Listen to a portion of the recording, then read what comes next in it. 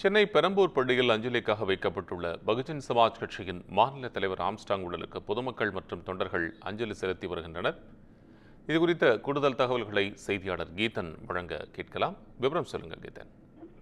வணக்கம். குறிப்பாக மறைந்த பகுஜன் சமாஜ் கட்சியின் மாநில தலைவர் ஆம்ஸ்ட்ராங் நேற்று முன்தினம் வெட்டி கொலை செய்யப்பட்டார். அவருடைய உடற்கூறாய்வானது நேற்று முடிவடைந்து இன்று அதிகாலை இங்கே பெரம்பூரில் இருக்கக்கூடிய இந்த பந்தர் கார்டன் பகுதியில் உள்ள சென்னை மாநகராட்சி மேல்நிலைப்பள்ளி வளாகத்தில் பொதுமக்கள் அஞ்சலிக்காக வைக்கப்பட்டுள்ளது. தற்பொழுது காலை முதலே பொதுமக்கள் நீண்ட வரிசையில் நின்று தற்போது அவருக்கு உடலுக்கு அஞ்சலி செலுத்தி வருகின்றனர். இதற்காக இந்த பகுதி முழுவதும் தற்பொழுது ஏராளமான போலீசார் பாதுகாப்பு பணியில் ஈடுபட்டு இருக்கின்றனர். இதனைத் தொடர்ந்து இன்று காலை 10:30 மணி அளவில் பகுஜன் சமாஜ் கட்சியின் தேசிய தலைவர் மாயாவதி வர இருக்கின்றார்.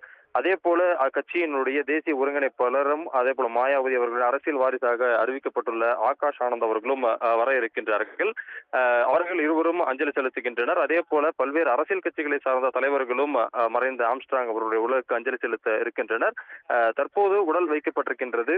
இதனைத் தொடர்ந்து இன்று நீதிமன்ற தீர்ப்பு ஒன்றுக்காக அவர் தொண்டர்கள் காத்திருக்கின்றார்கள். குறிப்பாக அந்த உடலை எங்கு அடக்கம் செய்ய வேண்டும் என்பது குறித்து அந்த மனுவானது தற்பொழுது விசாரணைக்கு வர இருக்கின்றது. கட்சி அலுவலகத்திலேயே உடலை அடக்கம் செய்ய அனுமதிக்க வேண்டும் என்பது கட்சியினருடைய கோரிக்கையாக இருக்கின்றது. இதற்காக ஆம்ஸ்ட்ராங் அவருடைய மனைவி புற்குடி தரப்பில் சென்னை உயர்நீதிமன்றத்தில் தாக்கல் செய்யப்பட்டுள்ள அந்த மனுவானது இன்று காலை 8:30 மணி அளவில் நீதிபதி பவானி அவர்கள் முன்னிலையில் விசாரணைக்கு வர இருக்கின்றது. அதில் கிடைக்கக்கூடிய அந்த தீர்ப்பை பொறுத்துதான் உடல் எங்கு அடக்கம் செய்யப்படும் என்பது குறித்து அந்த முடிவு என்பது எடுக்கப்பட இருக்கின்றது. எனவே தற்பொழுது பொதுமக்கள் நீண்ட அஞ்சலி செலுத்த வருகின்றனர். அதே போல அரசியல் கட்சியினர் வர இருக்கின்றனர். தொடர்ந்து நீதிமன்ற தீர்ப்புக்காகவும் தொண்டர்கள் காத்திருக்கின்றனர்.